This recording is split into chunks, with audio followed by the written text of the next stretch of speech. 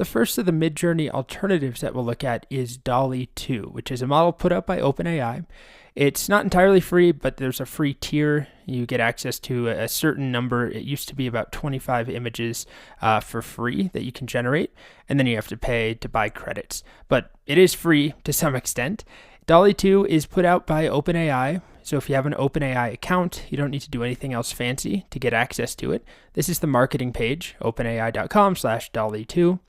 But the actual interface where we interact with the model and create images is located, if you click Try DALL-E 2, it's located at labs.openai.com. So what you'll see here, and a lot of you have probably played around with DALL-E, it got very popular pretty early on before tools like MidJourney really took off. So it was all over social media, lots of TikToks about DALL-E. It is a model that takes text prompts and spits out images.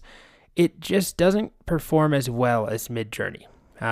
Nowhere close, to be honest. So here are some example prompts that we can play with, some demonstrations, and a lot of them are pretty good.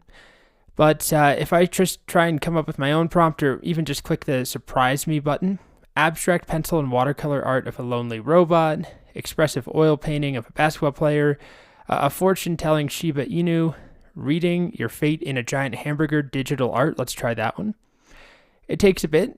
It generates me these 4 images, which are impressive, but if we compare that to the type of output we can get from something like MidJourney, it doesn't quite stack up.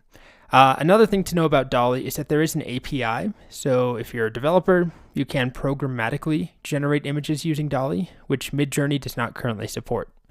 But let's just take one of these MidJourney showcase images, like this one right here. This sort of photorealistic, I don't know exactly what it is, an evil female angel. Let's just copy this exact prompt and try running this over here with DALL-E. Now, some of this language is tuned specifically to work with MidJourney. Now, it's going to complain that it doesn't follow the content policy, probably because it says flirty core. Let's just get rid of flirty core. And that should follow the policy, hopefully. Interesting that flirty core is disallowed on DALL-E 2. I mean, this is the type of output we get. Nowhere near as good. Now, that's kind of an unfair comparison because, as I said, this prompt was probably tuned specifically by the person who wrote it to work with MidJourney, not to work with DALL-E. But honestly, this is somewhat indicative of the type of output I tend to get from DALL-E. So I don't mean to just sit here and say terrible things about it. It's still very impressive. It just doesn't tend to work as well. It is not as polished. The images we get are far less detailed, and we have way less control over the images. We really don't have many parameters we can play with DALL-E.